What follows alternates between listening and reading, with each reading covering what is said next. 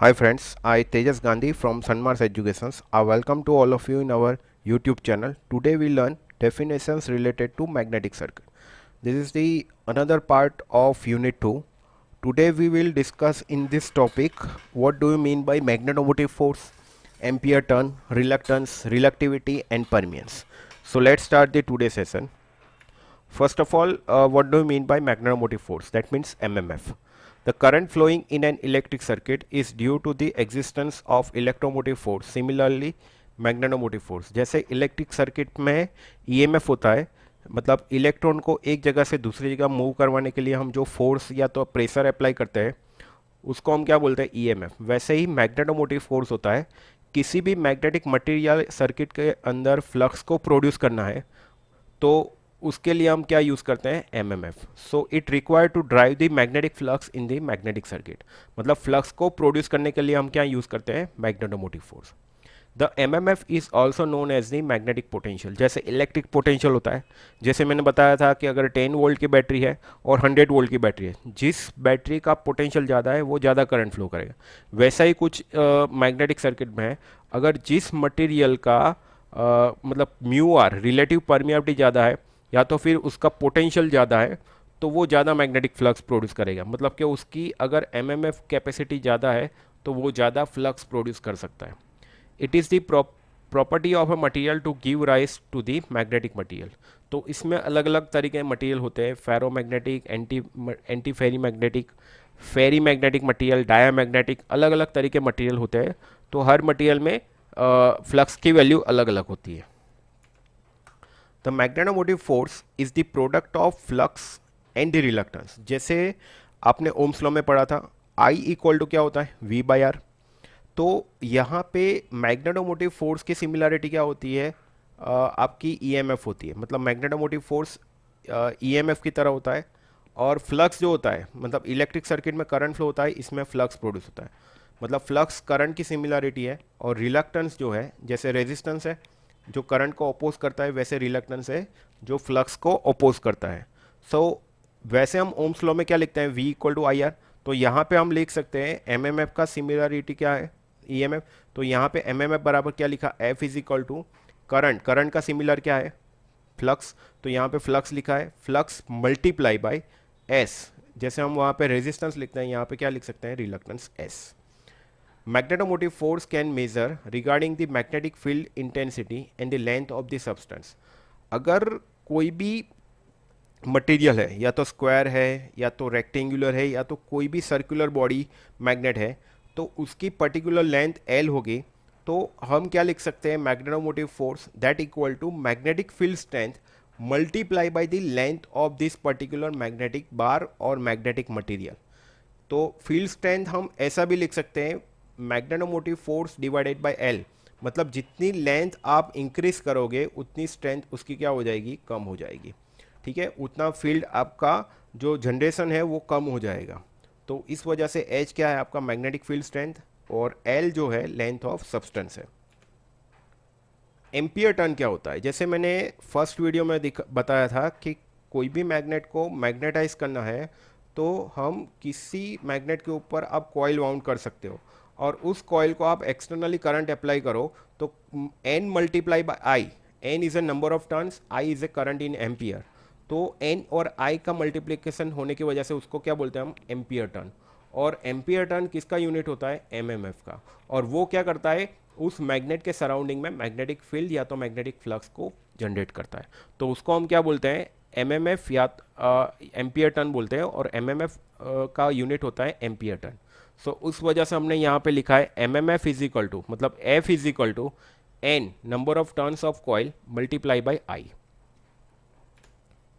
Reluctance, reluctance जो होता है वो सिमिलरिटी होता है रेजिस्टेंस, रेजिस्टेंस की सिमिलरिटी होती है। जैसे रेजिस्टेंस क्या करता है इलेक्ट्रिक सर्किट के अंदर करंट को अपोज करता है, वैसे ही रिलक्टेंस होता है the obstruction offered by magnetic circuit to the magnetic flux. Obstruction मतलब कि वो ऑपोजिशंस करता है, किसी भी मैग्नेटिक सर्किट के अंदर जो फ्लक्स प्रोड्यूस हो रहा है उसको वो क्या कर रहा है ऑपोजिशन कर रहा है। In an electric circuit, resistance dissipate the electrical energy. The reluctance in magnetic circuit store the magnetic energy.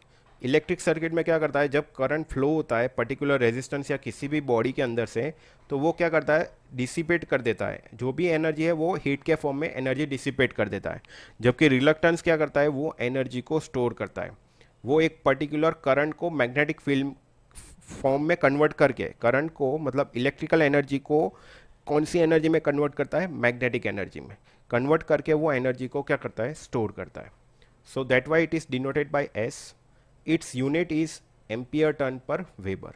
Ampere turn per weber क्यों, जैसे आप यहाँ पे देख सकते हो कि रिलक्टेंस होता है S is equal to M M F upon flux. ये भी हम डिफाइन कर सकते हैं, magnetomotive force upon magnetic flux. ये हमने जो फॉर्मूला ली है, ये आप जो ओम्स लॉ पढ़ रहे थे, I R equal to V by I, वैसा ही यहाँ पे। तो रिलक्टेंस का सिमिलर क्या होता है, रेजिस्टेंस। एमएमएफ का सिमिलरिटी क्या होता है, ईएमएफ। एंड फ्लक्स का सिमिलरिटी होती है आई। तो एस इज इक्वल टू हमने क्या लिखा, एफ अपॉन फाई। तो एफ क्या है, एमएमएफ, सो उसका यूनिट होता है एम्पियर टर्न, और फ्लक्स का यूनिट होता है आपका weber. So that why we can write ampere turn per weber. तो रिलक्टेंस जैसे resistance rho L by A resistivity, length and area के ऊपर डिपेंड करता है, वैसे ही रिलक्टेंस डिपेंड करता है लेंथ ऑफ मैग्नेटिक मटेरियल, उसकी परमियाबिलिटी। जैसे आप अलग अलग मटेरियल यूज़ कर रहे हो, cast iron, cast steel, silicon steel, तो हर मटेरियल की परमियाबिलिटी अलग अलग होती है। सो उस वजह से उसकी वैल्यू भी चेंज होती है। और एरिया जो मैग्नेटिक मटेरियल का होता है, ये सर्कुलर है या स्क्वायर है, जैसे एरिया होगा उस तरह से उसकी वैल्यू चेंज होगी। तो इन तीन फैक्टर्स के ऊपर रिलक्टेंस आपका डिपेंड करता है। और म्यू जीरो की वैल्यू जैसे आपको पता है 4 × 10⁻⁷ हेनरी पर मीटर होता है। म्यू आर होता है relative permeability of the material.